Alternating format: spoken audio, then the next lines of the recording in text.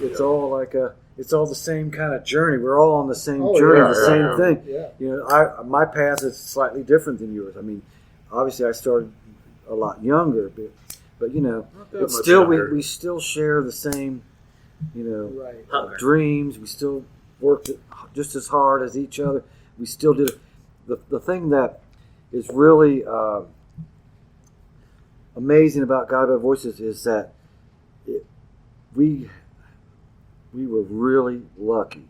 I mean, I remember hearing the story about how how there was a Bob somehow knew somebody in New York. I don't know if it was Matt Sweeney. I don't know who it was, but he sent this person a cassette tape of some really early Guided by Voices. And I don't know if it was the Paul Comstock Guided by Voices. I would imagine it probably was, because when Guided by Voices first started, it was me, Bob, Peyton, Eric was drummer. This was right after this was after Crucible. All that stuff went away. Bob and I, started getting people. We had so many crazy guys playing with us. I mean, I could go for hours talking about all the different weirdos, whatever. But when Guided by Voices, like, okay, I'm talking band shell era, Guided by Voices at the band shell, it was me, Peyton, Paul Comstock, and Bob. But band shell was at Triangle Park there? Yeah. I mean, that was kind of like, that was really the early Guided by Voices thing. I mean, there were other bands that we had together. I mean, Coyote Call, there's so many other bands that we played with, me and Bob and other guys. But Guided by Voices, band shell era, Forever Since Breakfast era. First that EP. that was the very first record we ever did, the first recording experience we ever had. It was it was what really started the whole thing. That was the initial start of Guided by Voices. Yeah. Everything leading up to that kind of sets the stage for Guided by Voices. Yeah. So that Forever Since Breakfast comes out in I think '86.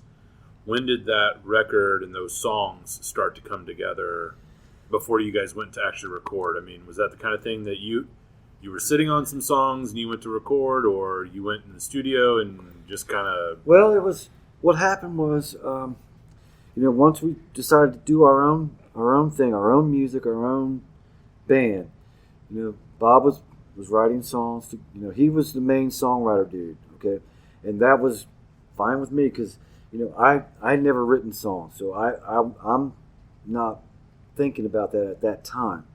He was, so he had the vision, and he was actually, developing these things, and he's a brilliant person. I mean, I don't know if I've ever met anybody like him, and I don't think anybody has. The way the guy churns out art and music and I mean.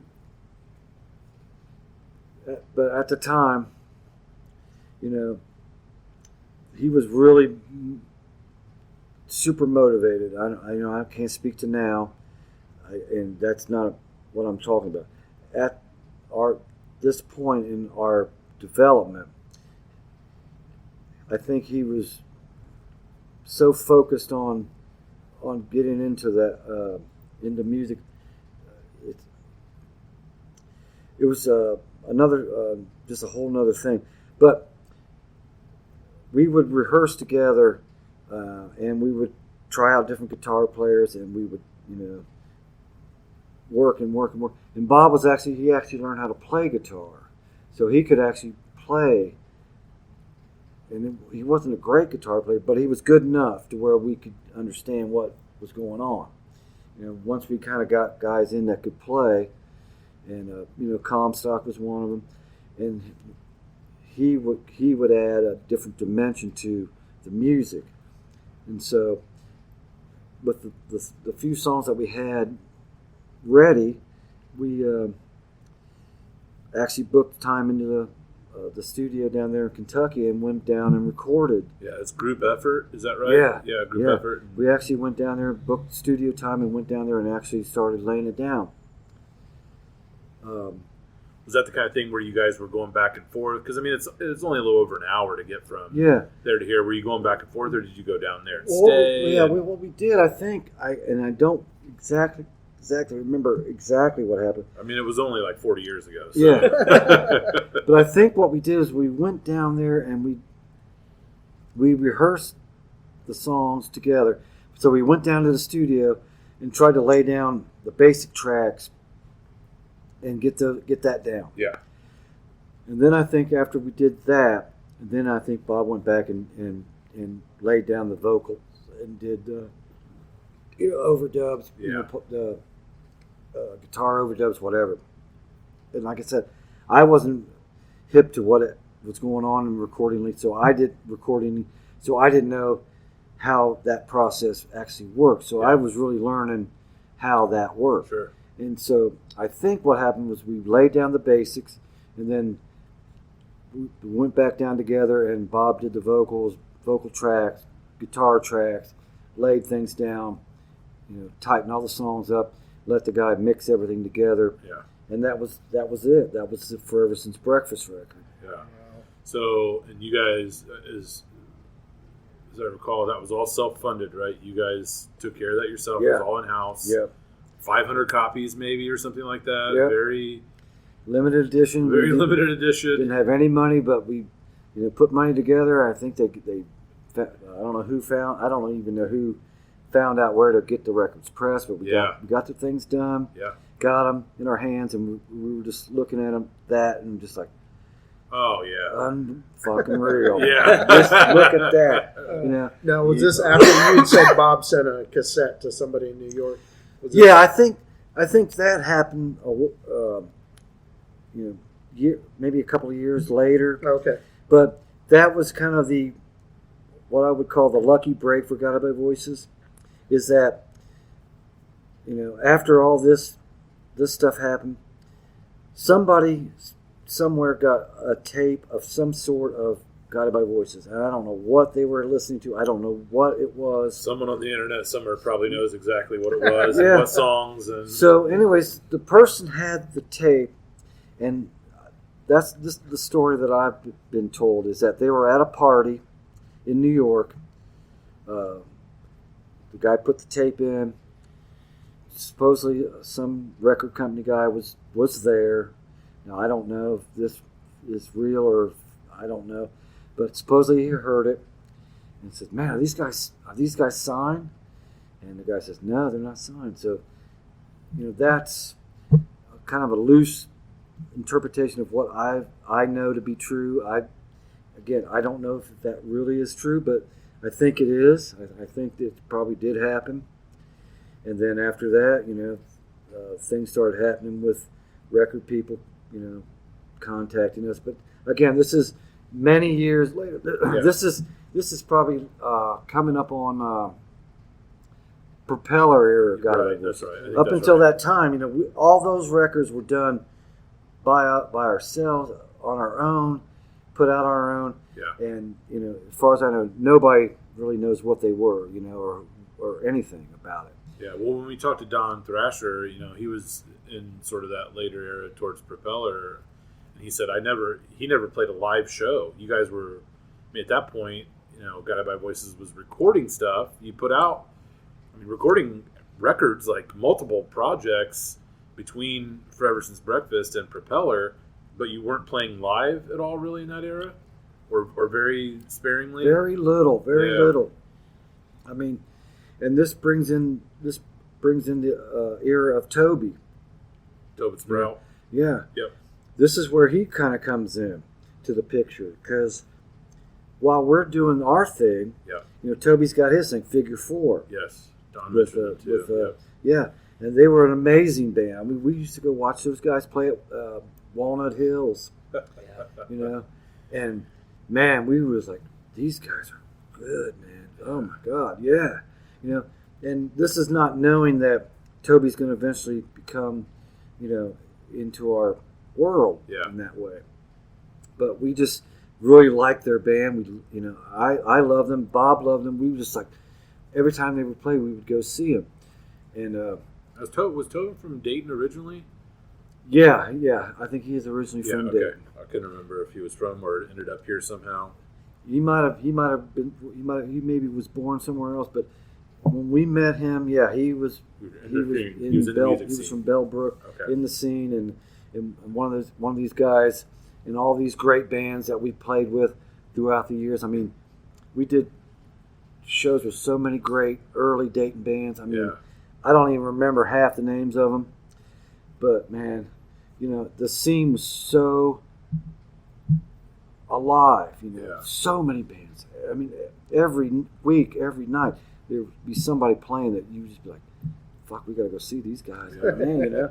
We This got to is play like- with. We got to play a gig with these guys. What the hell? So this is probably like 87, 88, Yeah, like right, post yeah. Forever, so Yeah. into the 80s, which would have been, to put a parallel on what Dan and Sean were doing, that's when you Right when guys we were started playing yeah. around We town. played our first gig at Canal Street, 87. I was 17 years old. Really? Yeah. So this is all... Our first gig outside of churches. What was the name of your band? That one was Righteous Anger. It was a Christian rock band. Right on. Yeah, and then... sounded a lot more metal than it was. yeah, Cool. it wasn't. Cool, And then, man. then I was in a band called Tim. We just... Todd Widener, he was our lead guitarist. And Oh, Sean wow. went on and formed a band called Morelos Forest, who actually...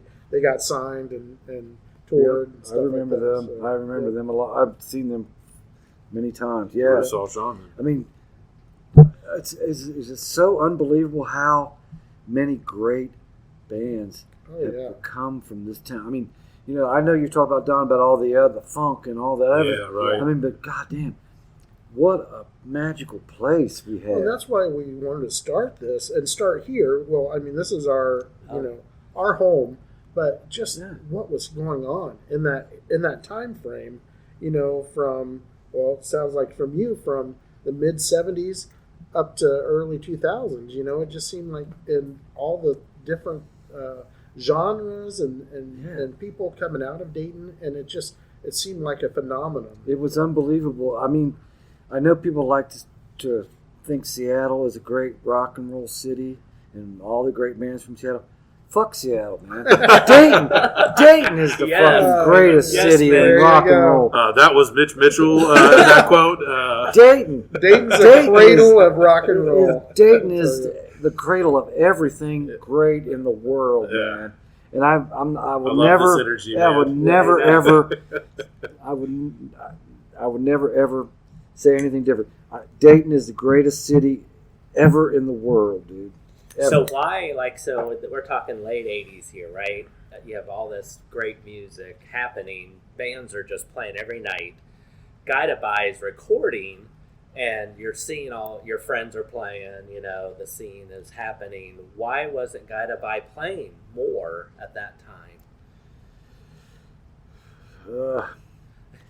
I don't know. I mean, everything I heard was just that people didn't necessarily get what you guys were doing by the time you get to that third, fourth, fifth project. I think there was a little, maybe there was some skepticism amongst people. I don't really understand that whole thing. It never really registered with me. I to this day I don't understand why. Okay. It's just one of those things that there are bands in cities that are the greatest bands in that city that aren't known. Right. Right. One of my examples would be Mudhoney from Seattle. Yeah.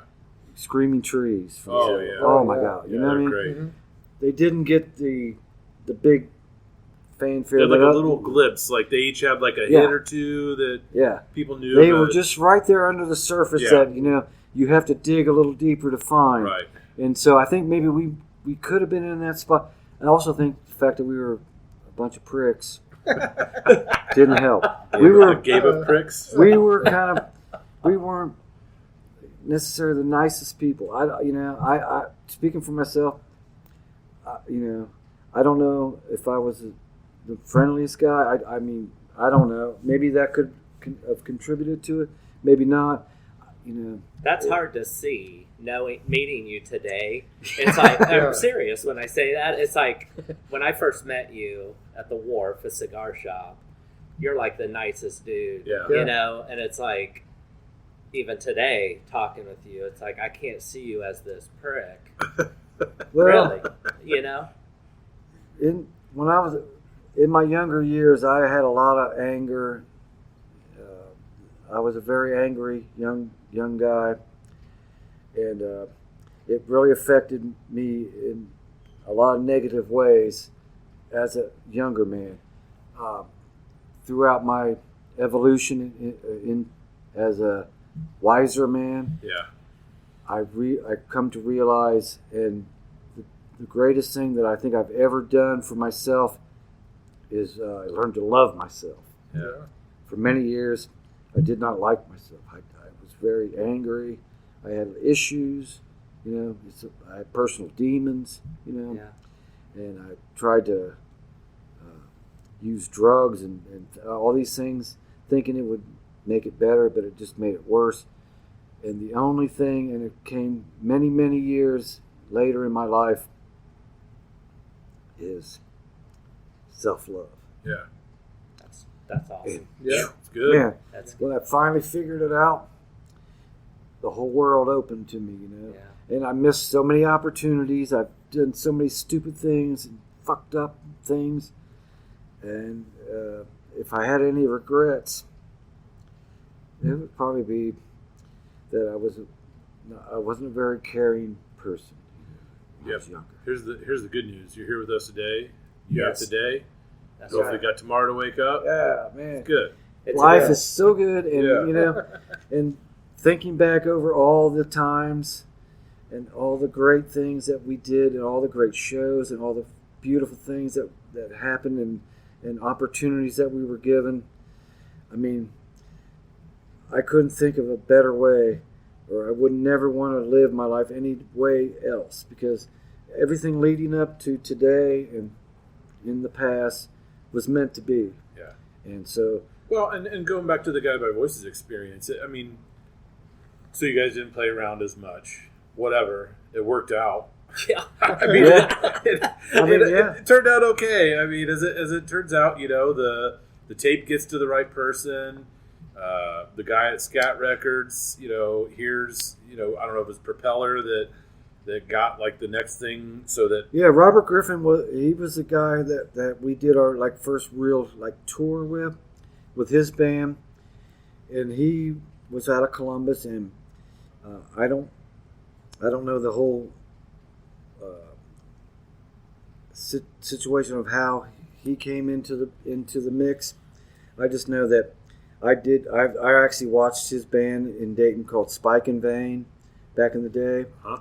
And other than that, I didn't really know him until we kind of did our first little tour together. And so he is very he's done a lot to help us a lot, and so we owe him a great deal of gratitude too, because he obviously saw something that we didn't. Yeah. And so that again made things better for us. Yeah.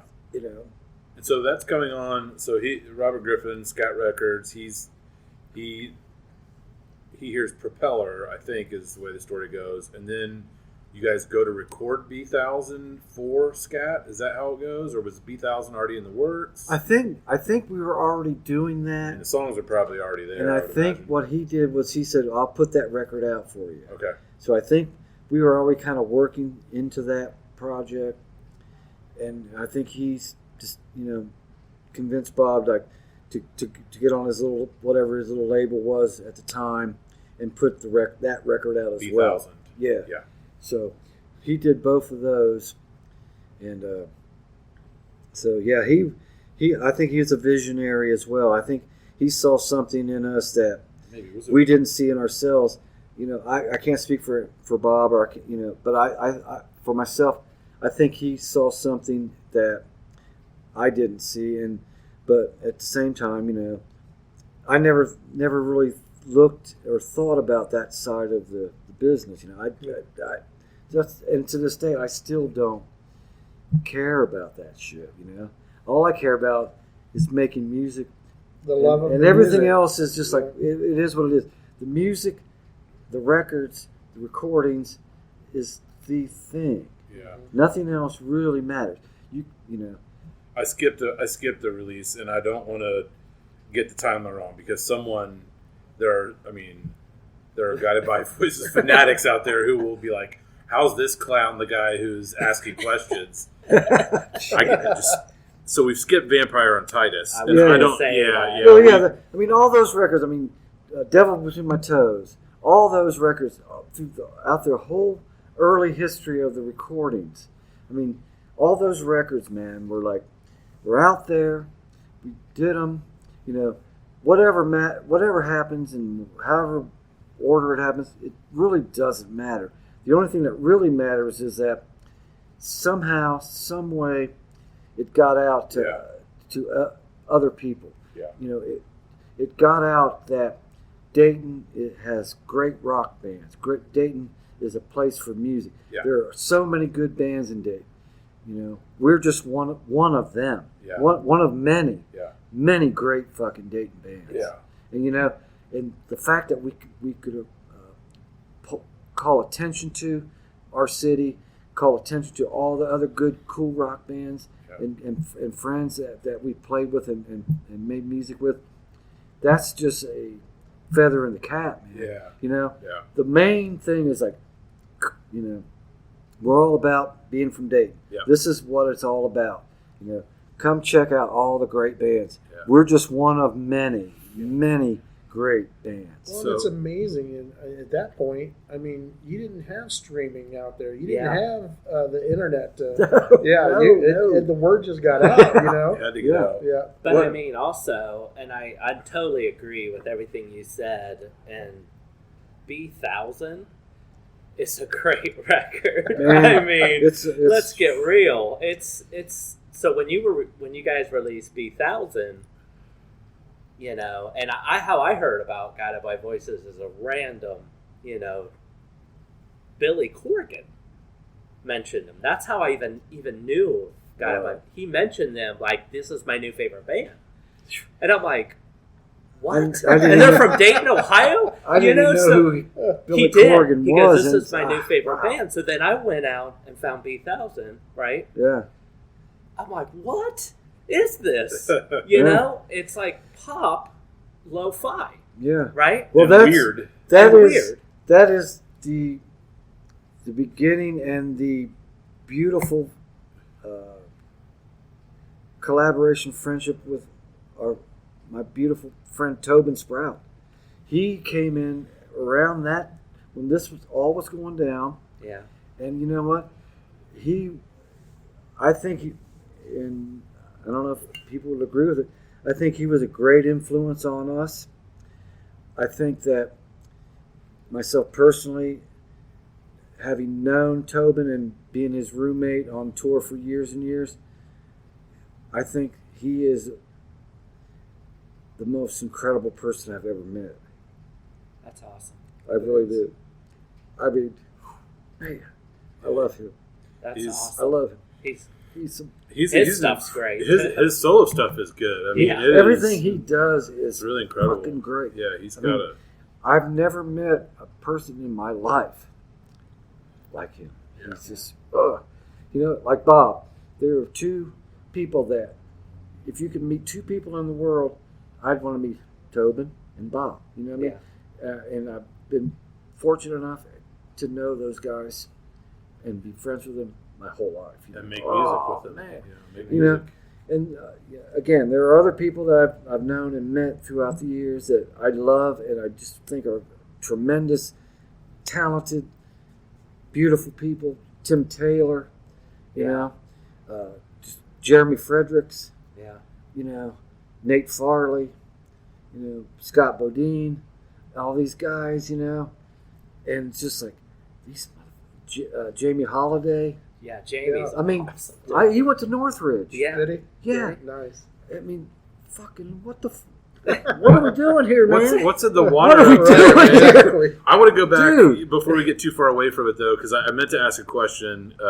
Because you talked about how when you got Forever Since Breakfast in your hands, this is going back a little bit. I know we blurred through like 5 records and 5 EPs. You know, God, my voices is a blur. well, you just said a mouthful. It's a blurry, beautiful mess. Yeah, well, when we talked to Don, he had done a piece on the 40-year history, and I made the comment like, where do you start? With the guided by voices. A lot of people would say, well, you start with B1000 and you work your way this way or you work your way that way, whatever. I mean, there is no bad entry point, I don't think. But there might be some that would be off-putting, but there's some really, really good places to start. So Forever Since Breakfast comes out. You guys get it printed up. You got the 500 copies. You got it in your hand. Did you get those into record stores in the Dayton area? Did those ever land in a bin somewhere that you could go and see, like, oh, that's the band I'm in? Or were those honestly, just kind of... I don't remember. Yeah. I don't know. Okay. Because that would be another... at shows, or like what happened with those 500 copies? Well, there's some out there, I and they're think- online. And I think we gave a lot of them away. I think maybe we sold some here and there over, at shows, things like that. I honestly don't remember. I mean, I really don't. Okay, that's fine. What were the record shops that you would frequent back in the day? Well, back in the way early days, we would go to the Forest. Don't know that one. That was on over there on Wayne Avenue by Waterville. Okay. It was Oh, a little wow. I don't know that Nick place. Weiser was a part of that, and I think his older brother Dave Weisner was the original owner of that shop. A really incredible human being that loved records and music and had a great little record store. Jeff Bergman from Second Time Around. Yeah. Yeah. Amazing That shop's human for being. sale right now. Forever. He is an incredible human being. I love Jeff so much. All the guys at Goldenrod, that's another old Goldenrod, record yeah. store Yes, that I was remember down the street from Yeah. the Forest. Peaches was another Peaches. early. I remember Yeah, I still have a crate. yeah. for I still Peaches. have a Yeah. couple Peaches crates too. Yeah, That was another amazing, yeah. bigger chain It place was, that had every record in the world. And I mean, there's just like, Gem City Records. Yeah. That The original the location. original downtown. record store that I'm sorry, I can't remember the guy's name. His dad started it. Yeah. Great guy. Love that guy. And then his son is now taken over, and he is an incredible Omega. human Omega being. Records, yeah. Oh my God! And I'm sorry, I don't remember his name, but yeah, Alex, I think, is the guy who owns Alex. the shop, right? Is that right? Yeah. Alex? he has done a lot for the scene and music. And I mean, there are a lot of guys that are still committed. Their lives are committed to this, and without them, I would be fearful to think what might would happen, because they've kept this place, alive. I think it's amazing that record shops are coming back. Yeah, So many went away. I know. Well, in Dayton, we were down to Omega, basically. Yeah, I mean, that was there were some others. A second time around was, I think they finally were knocked out during COVID. Mm-hmm. I think that was it for them. Then there was Renaissance. Renaissance I music. remember I loved going into Renaissance. Yeah, it was a cool little spot. So those Now you have guys, Skeleton Dust. You have Blind Rage. Blind Rage. Yeah. Omega, there's Resignation Records, Yeah. and Troy, guy who runs that shop's a huge Brainiac fan. Yeah. He stocks all the Brainiac records. That's awesome. those guys have kept this thing alive, and I'm thankful that they are still passionate as they can be. Well, that's a cool thing. I mean, I'm taking my son, he's 25 now, but taking him and flipping through records like I used to do with these guys when I was young. Oh, yeah, man. So it just kept that going. You spend hours looking through every record, exactly. grabbing big piles of them. Like, I'll buy every fucking one of these. Let's talk a little bit about that mid '90s era. We've blurred, like you said, it is a blur. Yeah. There's several of those things that you guys put out. But then, B1000 hits, and that's kind of the launching point. I mean, that comes out in 93. You guys are like hitting it. It's on the map. Don Thrasher in the episode with him mentioned going to the showcase you guys had in New York City where Henry Rollins is there and the Beastie Boys. Do you have any memories from going and playing that show? I have a funny story about the Henry Rollins thing. This is at CBGB's, right? Branko, make sure this is still recording. Okay, this is a funny freaking story, man. We're in New York. We're standing out in front of CBGB's. I mean, I'm so familiar with CBGB's because I love the punk rock stuff. Yeah. I mean, I'm a punk rocker through and through, basically, and a rock and roller as well. But we're standing in front of CBGB's. Henry Rollins is doing a matinee show that day. Yeah. That's crazy. I can go. I have stories about going to see hardcore matinees at CBGB's. I've seen so many good hardcore punk bands. I mean, but anyway, here we are. Henry Rollins is stomping around out front CBGB's. All right, we're standing there looking at him. I mean, we're all standing there. That's fucking Henry Rollins, man. Kevin Fennell. Yeah.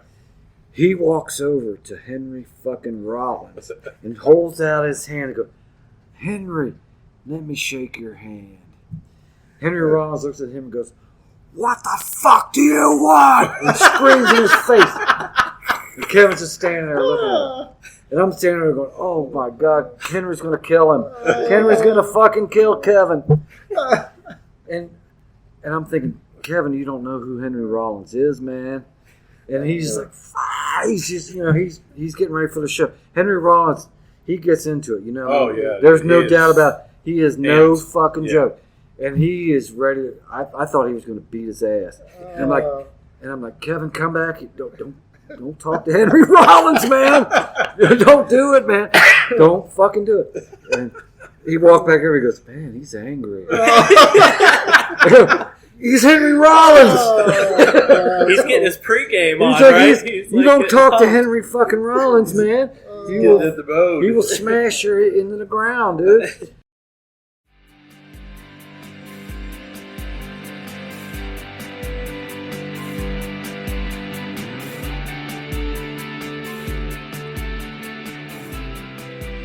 Meet Me in the City, sponsored by Twisted River Coffee Roaster.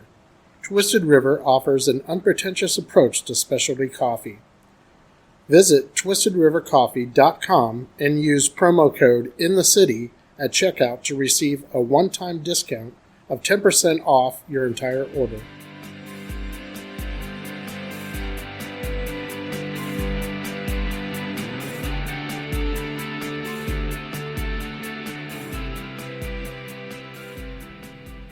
This episode of Meet Me in the City has been recorded at B&G Cigar Lounge, your home away from home, located in West Carrollton, Ohio. You can find them at 319 West Central Avenue. They have an ample humidor, all of the supplies you can need for your cigar smoking pleasure. We hope that you will stop by and support them as they are supporting us on this journey.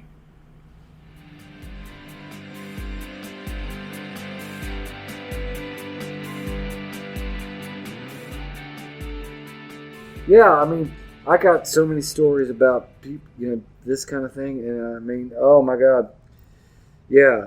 That show, you guys are playing at CBGB's that night, right? Yeah. So tell us about that. I mean, that's insane. That's punk Oh rock my history. God! For me, it was like, how can it get any better than CB fucking GB, man? Yeah. Every band I've ever dreamt about played there. I mean, the Ramones, the New York Dolls. Yeah. I mean, every great band. Talking Heads. Heads. Everybody was there. We walked in the place. I'm like, this is the shithole. What? I thought it would be a huge fucking crazy place. I walked in. That was This punk is a rock. little fucking great little beautiful club. Walk downstairs to the bathroom. It's a fucking mess. I'm like, oh hell yeah! This is where it just totally blew my mind. I mean, not knowing what to expect, not knowing it would be like that, how small it was. It stunk. It was just like, I never even imagined what this could be like. And then I was there in the middle of it, and I'm like, oh my God. I don't know if it can get any better than this. I didn't know,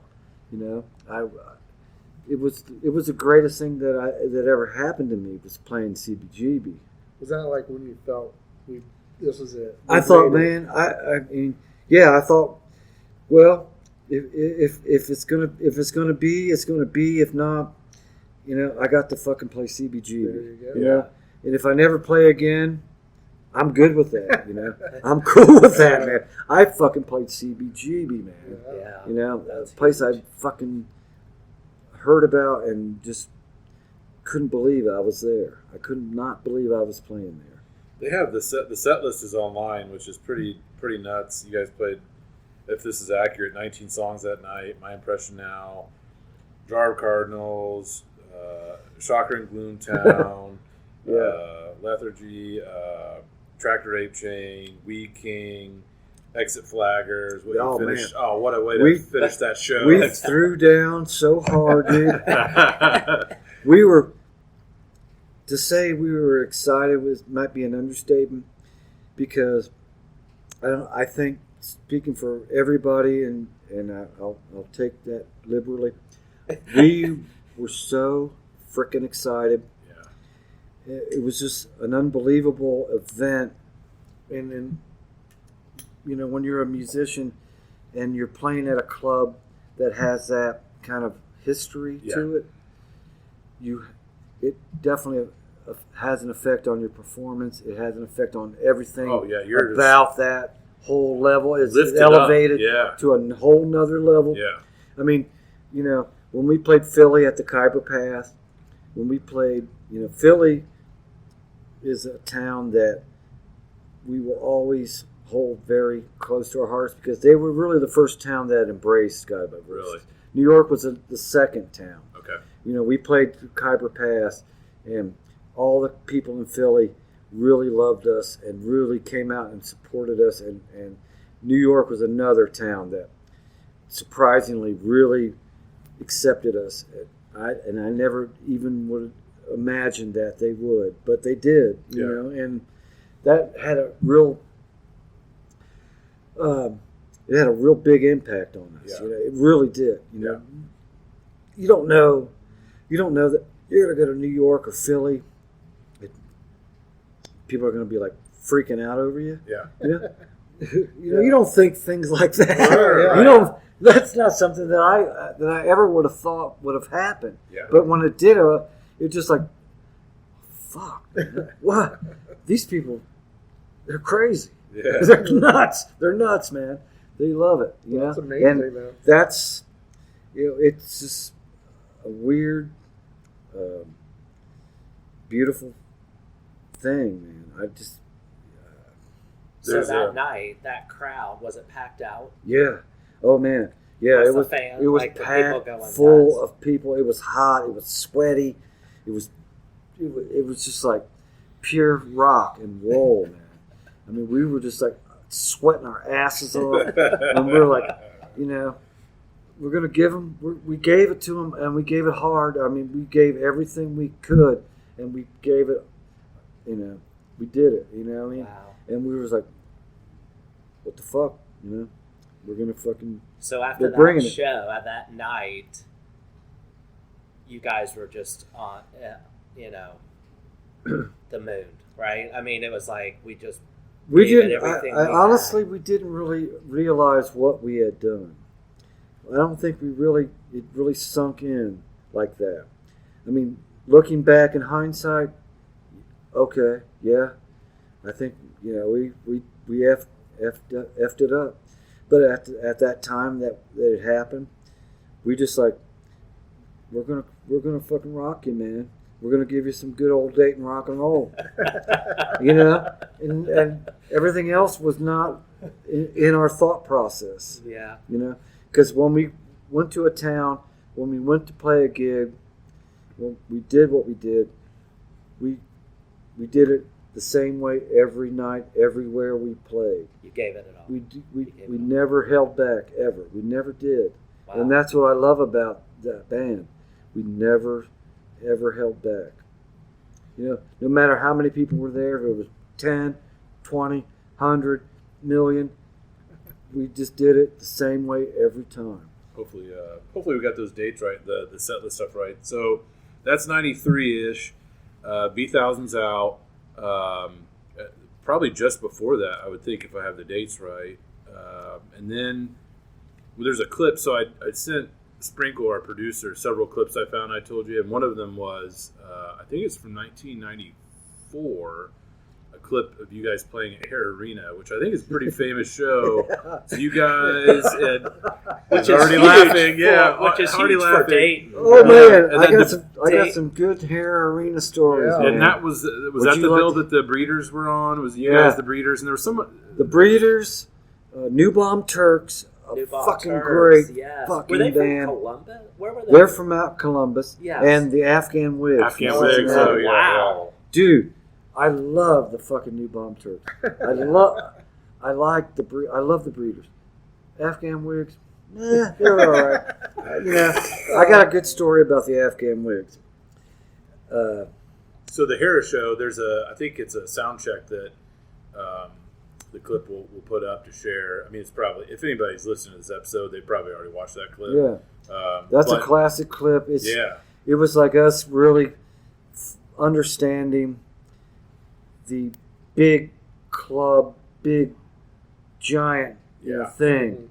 Yeah. Hearing that blasting out over the PA. We never experienced anything like that, and that just like, again, totally was a moment in our musical lives that shaped how we dealt with that. You know what I mean?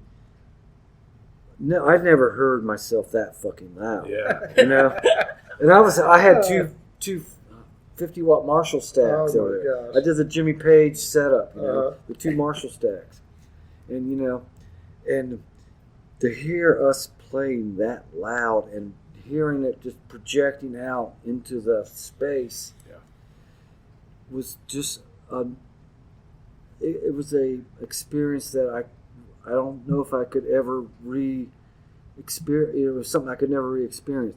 It's a first, it's like your first love, your first thing. You can't do it again. You can't ever re-experience it. Yeah. It just sets your whole mind into another world, and that it just blew my brains into pieces. Yeah. I couldn't believe how great that whole experience was. Yeah. And then to know that we're playing with all these other great fucking bands. All Ohio bands. All too. Ohio. Yes. The New Bomb Turks are still one of my favorite bands of all time. Yeah. I love them. Jerry Wick, Gaunt, another great Columbus band. I love them. And all the old cool Columbus punk bands, and and then the Breeders, and then us, and then it was just like. It was like a dream come true, a surreal experience that there's nothing's ever matched that for that experience with me, Yeah. And I've played a lot of great shows and done a lot of great things, but that was the first time I've ever experienced that level of rock, and I will never ever forget that. Yeah. Said you had a funny story about Afghan Wigs. Oh man, okay. What was his name? Greg Doley? I think they're still around. Like they Yes, still the play. Wigs. They probably are. And here, I invited some of my friends from the Method, Yes. Nate, Crago, and Scott Bodine, Yeah. to the show. They helped us, with our gear and whatever. And Craigo and I are brothers from another mother. That guy and I are like, when we get together, we will go crazy. So we walked up to the door of their dressing room and like knocked on the door. Hey fellas, how you doing? I'm Mitch. This is my friend Craig. How you doing? And they gave us some kind of like rock star attitude. Yeah. And slammed the door in our face. Oh man. And we were looking at each other like, the fuck they did? What? They slammed the door in my face? Oh man. You know what? We're gonna. All right, okay. So we waited, and we waited till they went out on stage. They went out and played their gig.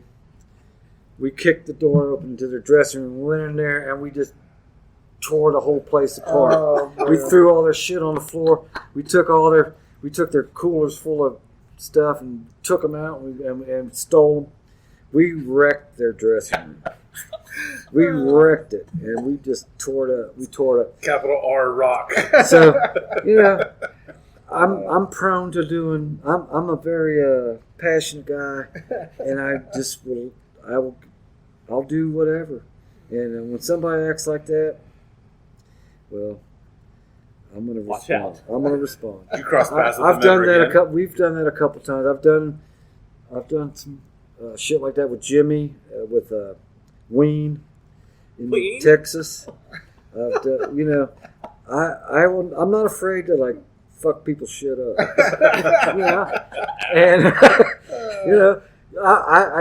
we deserve respect, and if you don't respect me, I'm gonna tear your shit up. So how big a crowd was that at Hara? Hara was there was at least 4,000 people there. Yeah. It was a big show, and it was incredible. It was amazing. I've never. That was the first time I've ever played to a crowd that big in my life. Yeah. And man, that really. Man, you talk about feeling the love, and the energy that was coming from the crowd. It just totally make everything just amazing. It was amazing. So that same year, then, in '94, Alien Lanes comes out. I don't remember if the Hara show happened before or after that. It may have happened after. I don't remember the dates. I think Alien Lanes came out in early '94. That's when I came on board and started to follow. I got the record at Trader Vic's on Brown Street. Oh, yeah. It was like, what? Who is this band from Dayton that is, doing all this interesting stuff? Kind of like you with B1000. I felt the same thing. At that point, so you had the showcase in '93, big Hara show in '94. How much touring were you guys doing around this time when B1000 Alien Lanes come out? Well, I think we were doing more and more shows, at that time. And yeah, Trader Vic is another incredible Dayton human being that has done so much for the Dayton scene that he doesn't get enough credit for what he's done. He is another incredible human being that if without him, a lot of bands would probably never have, gotten the attention that they got. I mean, I just think about all these guys that have contributed to this scene. Yeah. And they've done things that has made Dayton, I would say, one of the most musically prolific cities, and most cities in all the world. Yeah. I can't think of any city that has more attached to it than Dayton. Yeah, there's a lot. I mean, and all these guys, Trader Vic, all the people that promoted shows, Yeah. and all the people who, in bands, and everyone that was, in it. It's I just can't, I don't I just It's good, and you're part of that. yeah. Yeah, you're part of that. I am very proud. I'm very proud to be a part of this scene. I'm very proud to say I am from Dayton, Yeah, and I love this town. I will always love it, me too. and I just think that we've done a great thing here in Dayton, Yeah. with our music and with our influence on the music world. Yep, I agree. Fast forward just a little bit. There's a great clip out there. We'll share it, reshare it, all that kind of stuff when the time comes and this releases. You guys make your first late night appearance on the Jon Stewart show. Yeah, and then, man, I don't know if you've gone on and read any of the comments on some of those videos, but dude, you were like, I mean, people love. So you played, oh gosh, I'm going to forget the song, Into Motor Away. It's the song right before on Alien King Queen. and Caroline. Yeah, well, it was King. Am I thinking the right thing now? Yeah, is that King and Caroline? Yeah, King and Caroline, and it goes right into Motor Away. Yeah. Yeah. And you step away, like in the video. I don't know if you've watched this recently or remember it. You lived it. Yeah. But you, like towards the end of King and Caroline, you take a step back. You go, you get a drink, you light up your cigarette. Song's going, like they launch into Motorway, and then like a minute later, you come back and you're just waiting, and you come in with that feedback, and it just like launches into this like sonic thing where all of a sudden, boom, your guitar just took over, and the thing just gets elevated. Yeah. What do you remember anything about that? Like getting prepped for that appearance, or how it went, how Jon Stewart was, how he received you guys? Let me tell you a good, funny story about me and Jon Stewart. We played the night before we played. I think it was Irving Plaza. Okay. We played the show at Irving Plaza, and he was there. There was a Cuervo tequila booth with all the Cuervo girls were standing there handing out shots of tequila to everyone. So our manager at the time came up to me and said, "Hey, Jon Stewart would like to meet you. Would you like to meet Jon Stewart?" I said, "Well, hell yeah." Hell yeah. So she introduces me to him, and I said, "Hey, man, how you doing?" And he was like, "Hey, man, I love the show. You guys are great, great, great." So I reach over and I grabbed a pitcher of margaritas off that Cuervo table, and I said, "We're going to get drunk, John." And I started pouring tequila, margaritas into his glass, and he and I stood there, and we got fucked up. I mean, fucked up. I said, "Man, tomorrow night, you better be ready, bro, because we're gonna bring it." And he was like, "Oh man, I can't wait. You guys are one of my favorite bands." And I'm like, "Well, brother, we're gonna have a lot of fun tomorrow, man. I'm looking forward to seeing you tomorrow night." And we got drunk together, and then the next morning or the next afternoon, we went in to do our sound check, and I saw him sitting over there, and I was like, "Hey, buddy, what's happening?" He goes, "I'm fucking hungover, man. I'm hungover." I go, "All right, well, hey, what the hell? Show must go on. Let's do it, brother." Yeah, and he was so cool and such a cool guy, and that's something that I'll never forget. Getting Jon Stewart drunk. That's awesome. Yeah, I was thinking about I think it's the video that you do Auditorium into Motorway, and that's how the sequence on the record is. Yeah. That's great. And so if those of you listening, I'm sure if you know Mitch, you've probably watched that clip. It's so great. I was watching it again last night, getting ready for the show. So then I think the end of your tenure the first time with GBB was Under the Bushes, Under the Stars, right? That's kind of like towards the end of...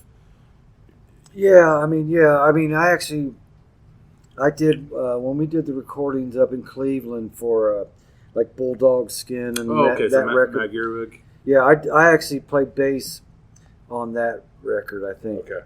Or, yeah, I think I either played bass or guitar on that.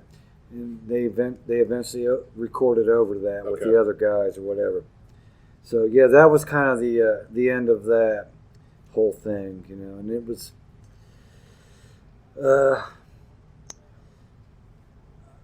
I wasn't really happy about that whole history part of this, but I've come to terms with that, and I'm good with it. I mean, it was a really fucked up situation, and I'm not going to sugarcoat it.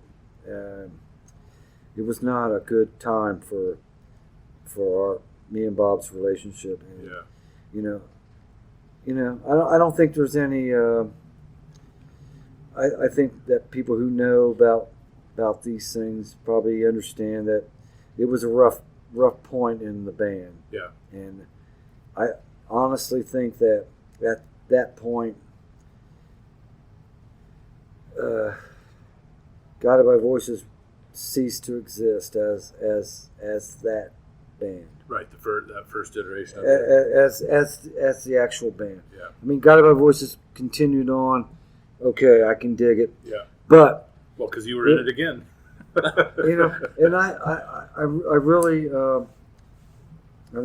really passionate about what we did as that band, as us together. Sure. And to see it change into something else is something that I've never really come to terms with. Yeah. It's really something that's always bothered me, but I'm not gonna talk shit about it. Sure. I'm not gonna say that.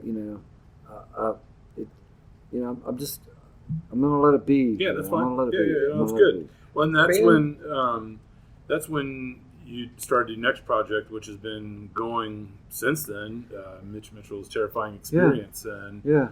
so which you continue to this day. And I don't want to skip through all that, but tell us about getting that project going. And Well, I mean, there was a one day when we were in New York, I think, and I was talking with Bob, and we were just I've always been able to talk with him and be honest with him, and he's always been honest with me, and that's what I love about him, is that no matter what happens or what has happened, I think that our friendship is very strong. Good. And it will never, ever end, or never, we'll always be friends forever. Yeah. We're brothers forever. But in our artistic and musical lives, he gave me the opportunity to start the Terrifying Experience. Okay. He said, "Yeah, man, you should start your own band," and he actually came up with the name Mitch Mitchell's Terrifying Experience. Okay. And that's something that I will always cherish. That Sure. he was a part of that. Yeah. It's a turning of the page. It's the opening of our musical journeys and our lives in music. Yeah. His life is in his music. My life is in my music. Yeah. Our lives may not be in music together now. If I could have my wish, I would love to make more music with him. Yeah. No doubt about it. But if and when that would ever happen, I've been blessed to do my thing. Yeah. And I've had a lot of success, and I've really been able to explore all my musical ideas and experiences, and I've been learning more about writing songs. I've been learning more about everything about it. Yeah. And that's all I care about. Yeah. All I care about is making music. I want to make the best music I can, and I want to give it to all my friends and fans, and I'm glad they like it. Yeah. They really do, and I'm very happy and appreciative of that. Yeah. Well, and your stuff has a different flavor than what you did Yeah. in Guided by Voices. Oh, yeah. You've got more of, I think, that hard rock edge, Yeah. the Motorhead, just a little different sound. I know you can catch glimpses of that in the Guided by Voices catalog, but then when you listen to your stuff, it's a distinctly different thing. Yeah, well, it is. It's got its own life. Yep. It is more of my personal influences. I've always been influenced by punk rock. Yeah. I've always been influenced. Motorhead is my favorite band of all time. Well, that's a good mention. Yeah. And that is a very influencing thing that comes with me. But at the same time, I love the Guided by Voices influences, which is experimentation. Sure. It is, going out on a limb, taking a chance, trying something different. Yeah. Experimentation. The whole beauty of Guided by Voices experiment is that it is a journey into experimentation and the love of creating music that may not be exactly what you would think. Yep. But when you hear it, you think, man, only those guys could do something like that. I mean, that is what that whole Guided by Voices thing is. It's like we're going to do what we want, how we want, and you know what? You can interpret it however you like. Yeah. And it's always been a very positive motivator for me. Yeah. It sounds like you've gone through this whole journey too, where you weren't writing, you didn't care about, you just wanted to play music, and now you're in, you're in all parts of it. You're writing, you're recording, which I think is amazing. You've only grown stronger with the people that you've had the pleasure of playing with. Exactly. I mean, you got to understand, Bob is an alpha male, whatever that means. I am also an alpha male, but I am an alpha male who understands that you have to have a leader who can guide you in directions that you want to go. Yeah. And I am very comfortable in letting another alpha male take me there because I'm going to be there with them 100% right there, Yeah. And now that I'm on my own and I got my own thing, and now that I'm the alpha male, then I'm doing my thing, and I love that. I love the fact that Bob's doing his thing. He's an incredible human being, and his band is so good, and I have nothing but respect and admiration for what he does, and I am very happy that I can still do what I do. Yeah, sure. It's amazing. And I'm very blessed with that whole scenario. It's played out perfectly in my mind. Yeah. So what year did you? What, 97 is when you kind of launched your project, right? Yeah. And you've put out several things. And we did a lot of things. I had a lot of good guys playing with me. I had a lot of good fucking bands, a lot of good players. Joe Pursuti played drums. Craigo played drums. These guys, Dwayne Hart and Jeff Ortlip from Columbus, played bass and guitar with me. We played a lot of great shows. We had so many good times together. We played some shows with Kelly Deal. Yeah. We just really had so much fun. And to me, having fun and playing music is one and the same. We did these things together, and I couldn't be happier with how things have turned out. I really think God's plan for us, our whole group, has come to fruition. Toby, Bob, me, is just incredible. I mean, Toby has a band, and I love his music, and he's incredible artist. Yeah. Bob is incredible, beautiful artist, and I think I can do pretty good myself. So. Yeah. One of our claims to fame is you played the Dayton Music Fest for us. Yeah. That was amazing. Yeah. And when I hear your stuff with the Terrifying Experience, it's like I hear bits of the indie rock, right? But you have an edge. Like like Will was saying. Like you have, it could be kind of quiet, but then you bring in that distortion that'll tear your face off, which I like. You know what I mean? When I listen to your songs, I'm like, it comes out of nowhere, which is creative part. Like, whoa, it's super cool. Yeah. You know? So I appreciate that about your band. I'm happy that I can explore all my musical fantasies, and I can do anything I want musically. And that's a very liberating experience to do whatever you want.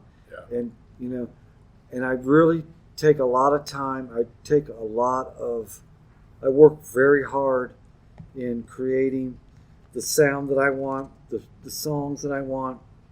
And it's a labor of love. I want my music to come across as authentic, and I want to rock your ass. That's awesome. Well, you do that. Do you record all your stuff yourself, like at home? Or are you okay? Yeah, I do. I've been working with some other local musicians. One musician I want to give a shout out to is a guy named Byron. He is a great guitar player, and he learned how to play in Jacksonville, Florida, with from the guy from Blackfoot. His dad, his name was Harry Cruz. He was a beat writer back in the day. Very amazing author. If you get a chance, or if you have a chance, look into Harry Cruz, the writer. But his son is named Byron. He is an amazing guitar player, and we've been working a lot together, creating a lot of music together. And he's going to be on the next Terrifying Experience record as a very big contributor to what I'm doing. And I love that guy. I love him.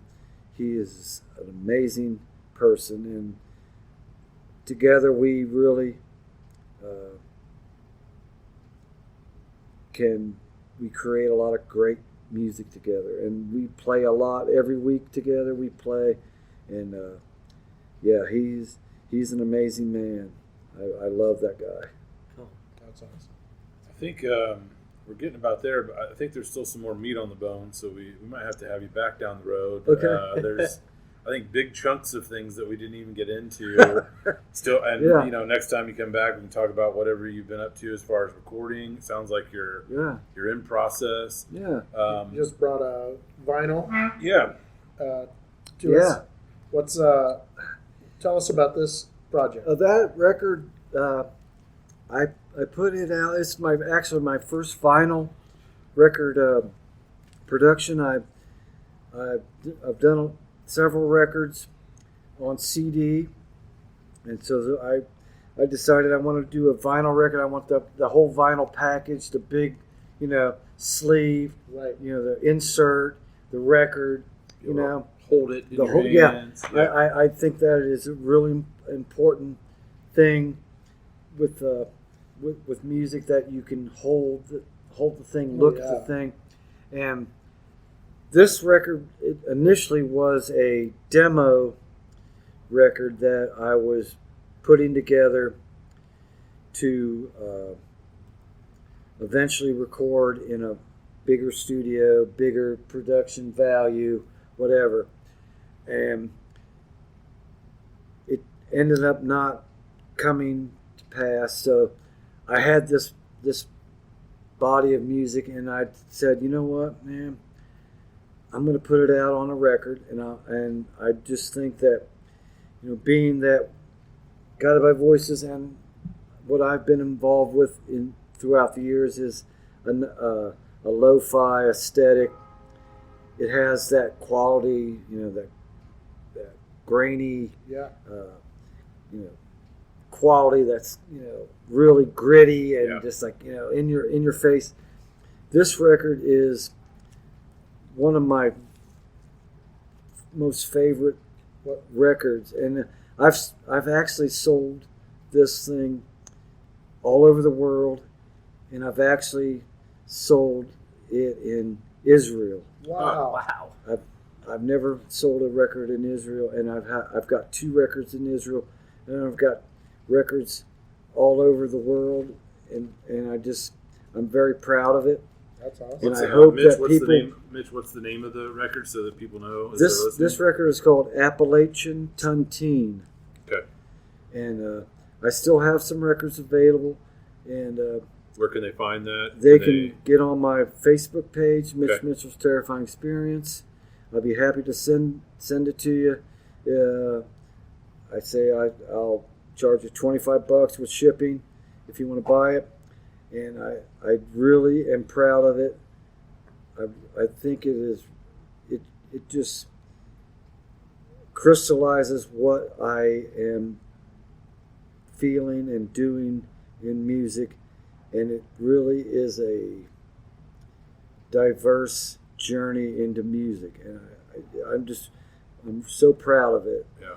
I mean, along with my other records, I'm very proud of them too, but this one, it just has a special place in my heart, and I think if you hear it, you will love it. Yeah. That's amazing. Awesome. Can't Mitch, wait to listen to it. Yeah, Mitch, Yeah. we're so grateful that you took time to be with us and hang Yes. out. And this is just it's not visual, but we've enjoyed having a cigar with you. Right. Oh, man. No one can see that we've been smoking cigars. We're chatting here. Maybe a couple cigars as we've been chatting. So we thank you for your time, and I think we'll look forward to having you back again, hearing some more stories. Okay. And we just love your energy for Dayton. You're exactly what we're looking for on this podcast. To talk about and amplify the Dayton music scene, and you are a champion for it. And we thank you for all the good music you've been a part of over the years. And so, thank you for joining us. And I see this as a new friendship blossoming. Oh man, So, I have to tell you guys, I am so happy and humbled to be a part of this. I mean, if you want to talk some rock stories, I got some shit you will not believe. we do not doubt that at all. But the fact that we are doing this together, and I'm so happy that you let me be a part of this. I will be anytime you want to talk and do some more of this. You just let me know, and I'll be there, brother. Thank I you. We'll take really you am up on that happy. one. I'm really am happy Thanks, brother. that we got to do this. Yeah, man. It's I great. really am. Yeah, I brother. really appreciate you guys, and this is what I like to do. You love to talk the rock. I love to play talk the the rock. Yeah. I do love rock. All right. Thanks. Awesome. Mitch. Thanks, Thanks, Mitch. Mitch. Yeah, Thank you. and Thank you. we'll see you again soon. Take care. I hope so. Yeah.